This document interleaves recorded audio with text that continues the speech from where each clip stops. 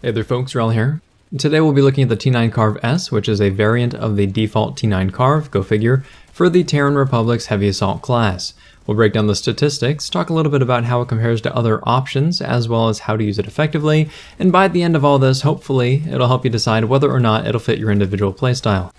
The T9 CARV-S is going to run you 650 CERTS or 500 daybreak cash to unlock, and it's an S variant, which stands for select or select fire in the case of some VS weapons, but basically, S versions are adjustments of the base weapon, which will usually sacrifice rate of fire in return for more attachment options and a bit better controllability, as well as the ability to change firing modes.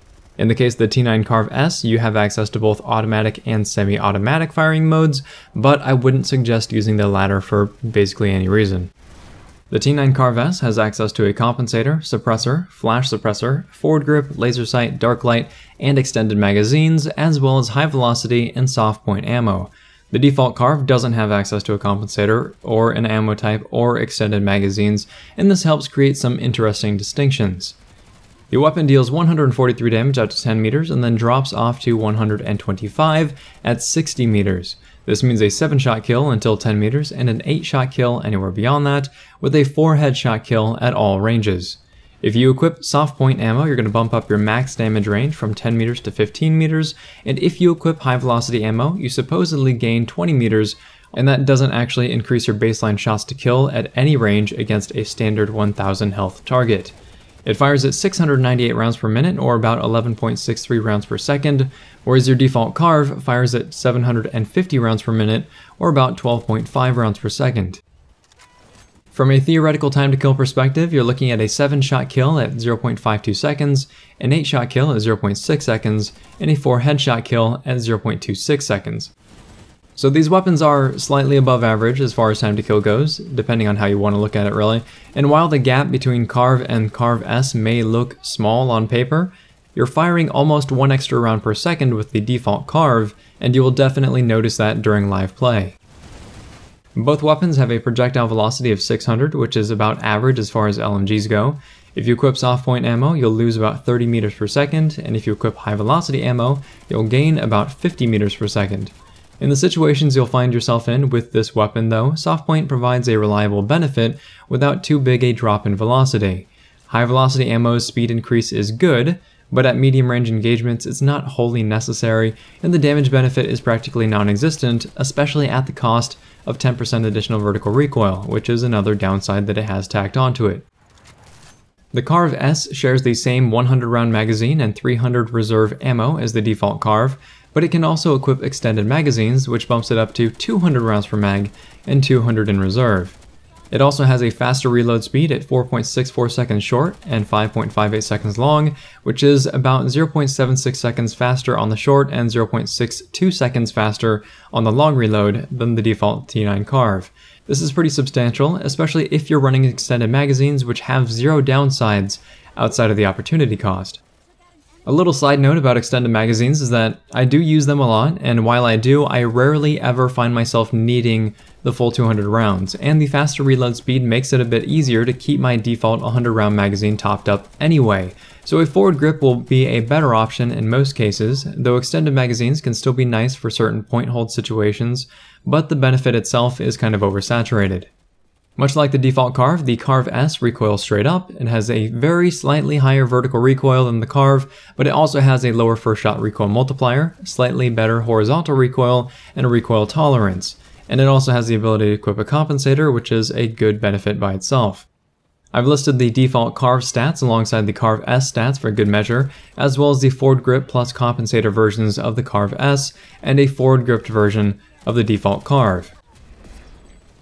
In terms of cone of fire, both the CARV and the CARV-S have the same stats, though also remember that a compensator does increase your hipfire cone of fire by 20%.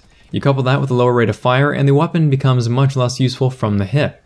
And while I don't think a compensator is necessary on the weapon, I do think that it's a benefit that you should take advantage of and then tailor your playstyle accordingly. The cone of fire stats themselves are pretty middle of the road all around, nothing really stand out about them. Solid and reliable for a weapon with this sort of firing rate and recoil pattern.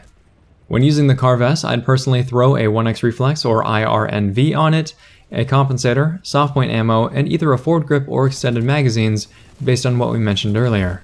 I played with suppressors a bit, and it's not horrible, but definitely doesn't suit the weapon's strengths. If you want a suppressed LMG, then you should be going with the MSWR or the default T9 CARV. They're better options, and they're more suited to the ranges at which you'll find the suppressor most useful. For flash suppressors, especially on this weapon, the benefits don't outweigh the detriments right now, and a suppressor would likely be a more solid option anyway. High velocity ammo could technically be used to help make up for the suppressor's velocity reduction, but if you add them both up, your projectile velocity still dives down to 390 meters per second, on top of the 10% additional vertical recoil.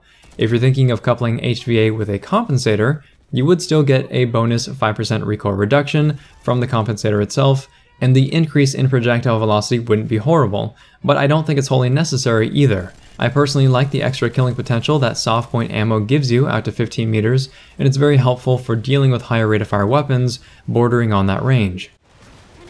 The strategies for use are pretty straightforward, and if you've played with the T9 CARV enough, you know them already.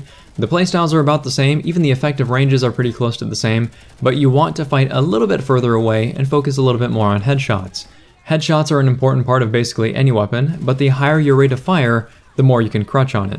Your engagement range should be something in the realm of T9 CARV plus 2 or T9 CARV plus 5, whatever that means to you, whatever feels right, and I think that around the 15 meter mark is a pretty good starting point, especially to learn the weapon, given the heavy assault class and the damage output. But it's also very flexible, and it will depend a lot on your own accuracy, both closer than that and further than that. Bursting is pretty important, especially if you're fighting down the hall from a target.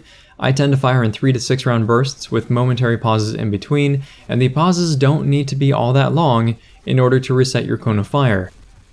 Feel free to be a little bit campy with this weapon as well. It's pretty fun indoors with extended magazines, and you can use corners and cover to just flatten people at choke points. By comparison though, I'm a little bit more aggressive when I use the default CARV than I am with the CARV-S. Overall, the T9 CARV-S is a more flexible variant of the standard T9 CARV with some bells and whistles for customizability. You do sacrifice a bit of rate of fire in exchange for better controllability, and extended magazines provide great utility for point-hold situations. If this video has been interesting, helpful, or entertaining, please feel free to like, subscribe, tell your friends about the channel, and if you play with the CARV-S, let me know what you think of it. Thanks very much, folks. Wrel signing off.